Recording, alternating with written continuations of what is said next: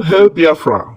This is Biafra Liberation Army Network coming to you again. Please like, share, and comment. And I'll have to break this one down. Listen. I've listened to the court appearance of Nnamdi Kanu today, and listened to the representations made by his lawyers, and which to say that I want to be part of any peaceful demonstration in Abuja or anywhere in Nigeria for the release of Nnamdi Kanu. I personally reached out to Barrister Sowore long ago, telling him that I would want to be one of the witnesses, defense witnesses to Nnamdi Kanu. Recently, just about last week, I reminded him of my desire to be one of the defense witnesses to Martin Nnamdi Kanu. You can ask Sowore Ejimako. I told him. So, for this new development, I want to be part of it. I'm ready to go to Abuja or any part of Nigeria where such demonstrations will take place. I will be part of it, provided it is anchored on non-violence, peaceful protests. I will be there, and I mean it. I will personally be there. This is not all about Nnamdi Kanu. This is about Igbo. Yes. If anybody thinks that Nnamdi Kanu is being humiliated today, no. It's Igbo that are being humiliated. Yes. It's not about Nnamdi Kanu. There's nothing like terrorism, this and that. Nothing like that.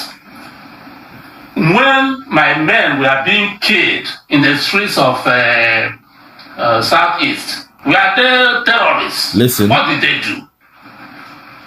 When Nnamdi Kanu, when Ojukwu was declared to be arrested by DSS, simply because he said he supported Wazirike. He was given a one-way ticket. Listen. Economy class to Abuja. Listen. What did he do?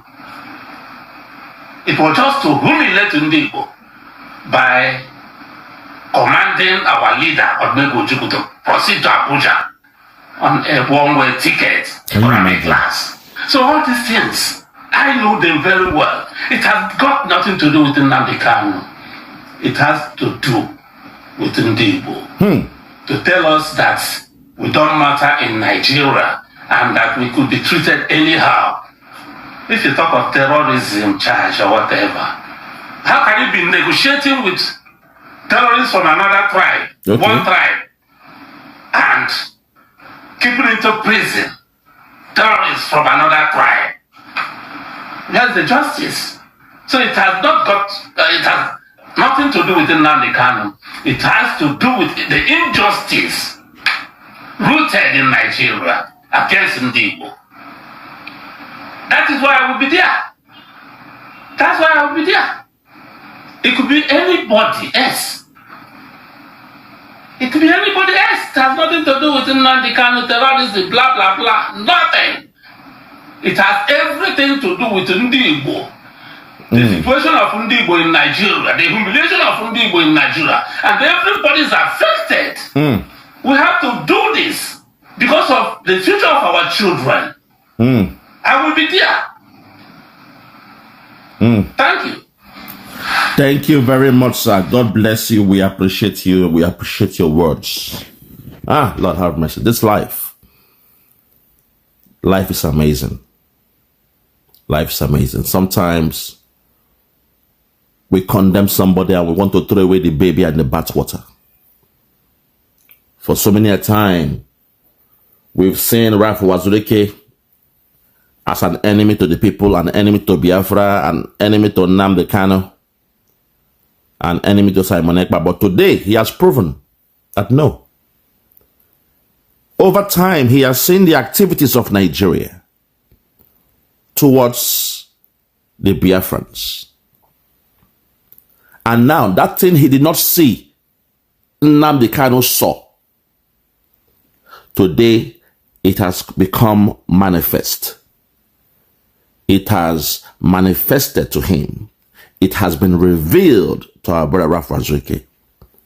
It is clear that Nigeria is a problem. Nigeria is the aggressor, not Nnamdi Kanu. Because sometimes there is a different way an elder will react to something compared to a youth.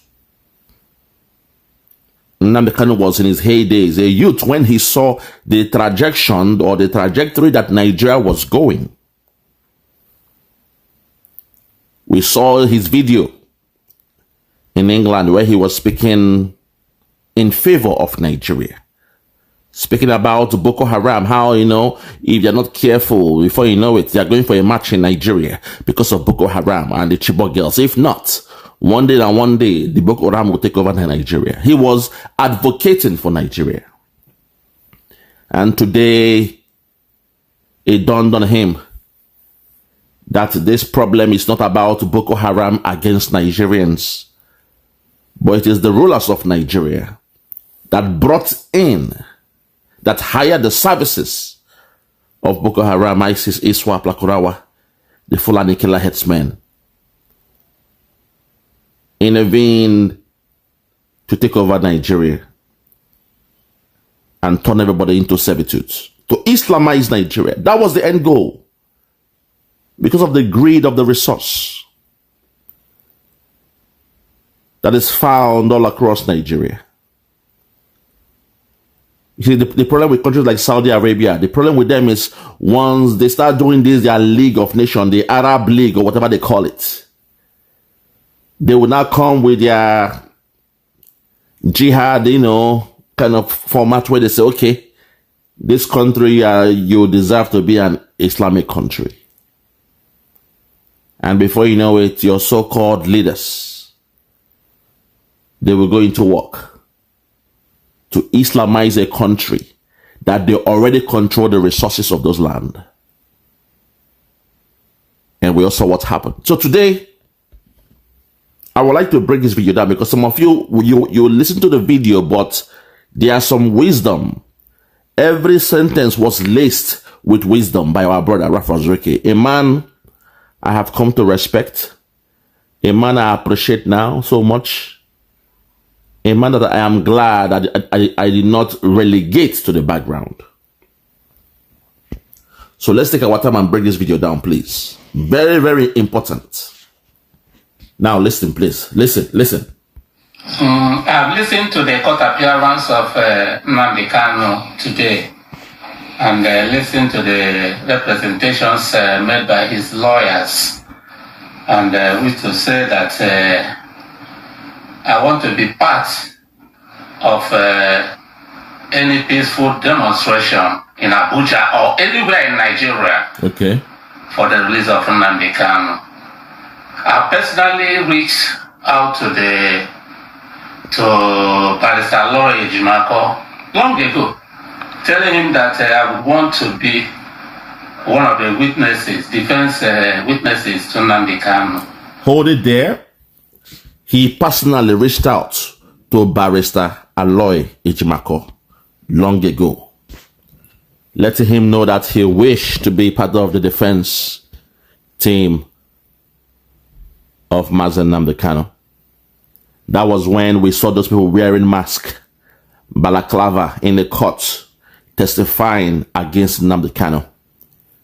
And some people came with a narrative and said Ralph Wazueke was one of those that wore the mask to testify against Nnamdi Kanu. But we are glad he came out to defend himself, clear his name, and also he went the extra mile. They call it going the extra mile. He went the extra mile by telling one of the lead counsels of Mazen Nnamdi Kanu, in the name of our good friend, our good brother, Aloy Ejimako. He told him he would like to be a witness in the defense for Nnamdi Kanu. So that means when Nnamdi Kanu is defending himself in court, Ralph Wazueke will come out as a witness to testify. Let them know why he came up with Massob. The injustice has not ended. I hope he will go back from the time him being a young man watching Ojukwu defend Biafra land. When Nigeria came with the war, they waged the war against us. And as a young man, he went to law school and came back. Schooled in India. Stayed in Lagos and saw what was happening. The difference between the West and the East. Saw how the government fundings, when it comes to fiscal policies of the government, when it comes to the monetary policies of the government, larger of the resource came from the southeast or in the eastern region. But the least is done in that region. Instead, there was a capital flight all the way to Lagos, where you find every headquarters of all the companies, their branches. Business was booming in Lagos based on the resource flowing from the land of Biafra. He saw the neglect of his people by the Nigerian government. He saw the neglect of his region, the Biafran region. Hence, he came up with Massob, movement for the self-actualization of Biafra. Movement for the self-sovereign actualization of Biafra, Massob. He came up with Massob to address the ills that he noticed was still ongoing, despite after the Biafran war they said, no victor, no vanquish. They came with the 3R. Reconciliation, rehabilitation, reconstruction. But till this day, the land of Biafra has not been rehabilitated. Till this day, the land of Biafra has not been reconstructed. You name it. What have they done in Biafra land? Nothing. Instead, they've put police checkpoint all across Biafra land, which means there is a double taxation happening in Biafra land. They know it is illegal, but it's the norm. It's the way to pay the government and the police, the army and the rest of them. A way to subjugate the people. Make you feel you are not free in your own land. As the saying goes, in the Western world, they say the black man is free, but everywhere on chains. In America, there is a saying that the black man is free, but everywhere on chains. The hands are chained, and the legs are on manacles. Same way in Nigeria. During the time of Wazurike, he saw that the Igbo man, the Biafran man, is so-called free in Nigeria, but everywhere he's in chains. And ever since his movement was doing strong, waxing well, Nigeria understood the assignment. I hope he will come with this. And how he was blackmailed by the same so-called Igbo politicians working for the Nigerian government. I hope this man will come up with a story. Give a witness, an eyewitness account of how Nigeria did what it did to us. The subjugation, humiliation, the castration of the Igbo land. I hope. I really hope. Let's keep on listening. Listen. Recently, just about last week, I reminded him of my desire to be one of the defense witnesses to Martin and Kanu.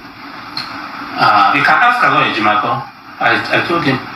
So, for this new development, I want to be part of it. I'm ready to go to Abuja or any part of Nigeria where such demonstrations will take place. I will be part of it, provided it is anchored on non-violence, peaceful protests. I will be there, and I mean it. I will personally be there. This is not all about Nnamdi Kanu. This is about Ndigo. Listen. If anybody thinks that Nnamdi Kanu is being humiliated today, no. Ndị Igbo that are being humiliated. It is Ndi Igbo that is being humiliated, my people. They've taken this insult to a new level, a new plateau. It's now in an all-time high. That even when we were watching, was it the House of Reps the other day, a Biafra man was speaking on behalf of Nnamdi Kanu, and you saw the way they shut him down.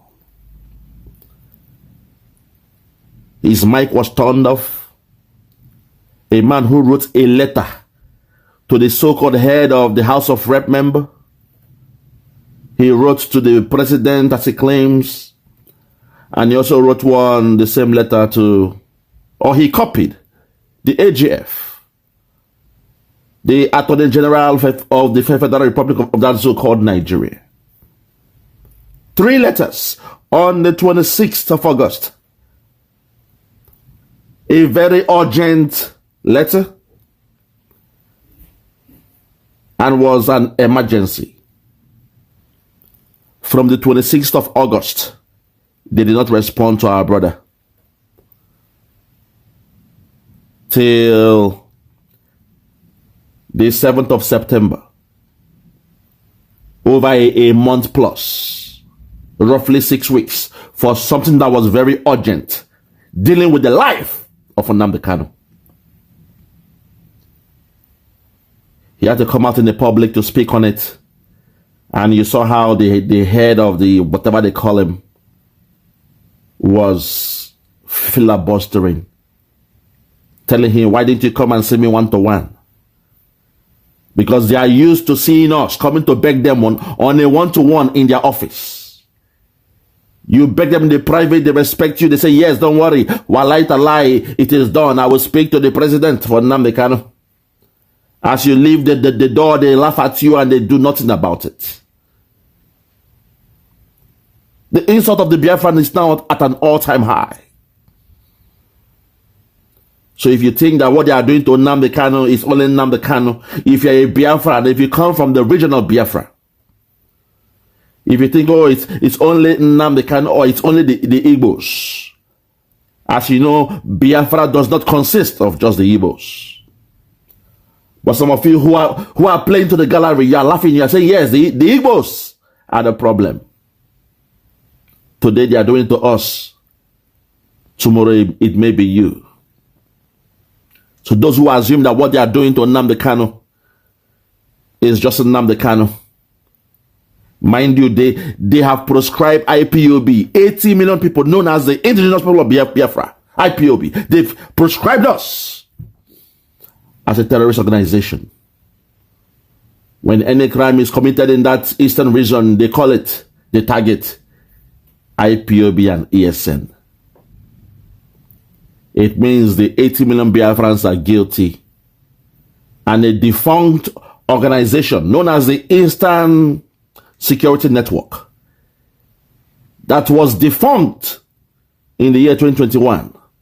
It ceased to exist since the year 2021. But no, your media, your government, they call it IPOB and ESN. Some of you assume what they are doing is to the Igbos and to Nnamdi Kanu, or just to Nnamdi Kanu. You are making the biggest mistake of your life. What they are doing is a perfect example of giving a dog a bad name just to hang it, to make you see us less than humans. The same way in Germany, the media men of Hitler, the press men of Hitler, they did the same thing to the Jews. They call them all sorts of names. They say they sell fake products in Germany. They say that they don't pay tax in Germany. They call them all sorts of names. And at the end, the Germans were happy to watch Hitler decimate the people, commit genocide against Israel. Today, Israel is still waxing strong. Israel don't have their own nation. And Germany is still paying for the sins of Hitler. In case you guys don't know, they are still paying a penalty, finance, funding for those that were killed in the hands of Hitler.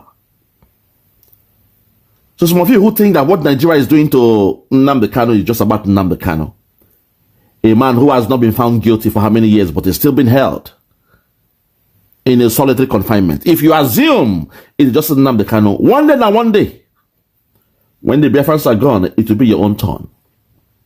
And you will show no level of resistance.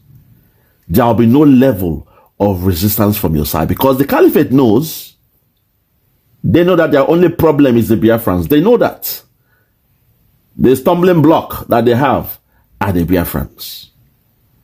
That's why with what they are doing in Kwara State today, nobody's speaking about it. No elder from the Yoruba side has come out. No youth from the Yoruba land have come out to speak that no, Kwara belongs to us. If you attack Kwara, you have attacked the heartbeat of the Yorubas. No, they ain't speaking about it. Perhaps they are waiting for Chief Sunday Adeyemo, aka Sunday Igboho, to come all the way from Germany to speak on their behalf. Nobody's speaking about it. Kwara State is under siege and nobody is speaking about it. But we, the Biafrans, we ain't cowards. When they come to our land, we will defend our land. But let the media keep on doing what they are doing. Let them keep on playing to the gallery. Let them keep on smearing us and spin the news around our situation. But I am glad our brother here has now smelt the coffee. He now knows that the activities of Nnamdi Kanu is a just one. I am glad he has turned a new leaf. Because to call a spade, Ralph Wazulike was the first one to hurt Nnamdi Kanu. He was the first one to kidnap Nnamdi Kanu on his wedding day. But we are glad. Now he has seen the bigger picture. And he has seen the lost picture. He has seen those things he could not see when Nnamdi Kanu was speaking about the ills going on in Massob. The lost picture. Sometimes those things you could not see. But over time, you are now able to see those things you could not see. And they would now say, had I known, hey, like say I know, like say I see amo, I be no say, I be no see amo. The lost picture is different from the bigger picture. Looking at the bigger picture is different from looking at the lost pictures. The bigger picture, you're looking at, the poor view in the future. This is the plan we are looking at. At the end, when Biafra comes, there will be humanity. The economy will be flowing. We shall compete with the best of the world. We shall become the China of Africa and the rest of them. That's the bigger picture. But the lost picture is something some of these Igbo politicians have not seen and they don't care to see it. The killing, the stealing of our resources, the humiliation of our youths. They are killing the youths in Biafra land, but in the north, they are doing a peace treaty. They are paying them, they are funding them, and they are feeding the terrorists. PFF, payment to the terrorists, funding of the terrorists, and feeding of the terrorists. They come with a peace deal. But in Biafra land, they are coming with their guns, aircraft dropping bombs in Biafra land, killing the youths. You saw in the video, terrorists were giving press conference in the north. They now have the liberty, the leeway. They are now stakeholders, critical stakeholders, that they came, they dressed in their camouflage, they carried their ammunitions, their bullets, they were giving press conference. But in Biafra land, you see a young boy that went to fetch water. And when the hoodlums came, Ebubago and the rest of them, when they came, they saw this young boy. They called him a shooter. He said, no, I am going to the stream to fetch some water for my mother. They said, it's a lie.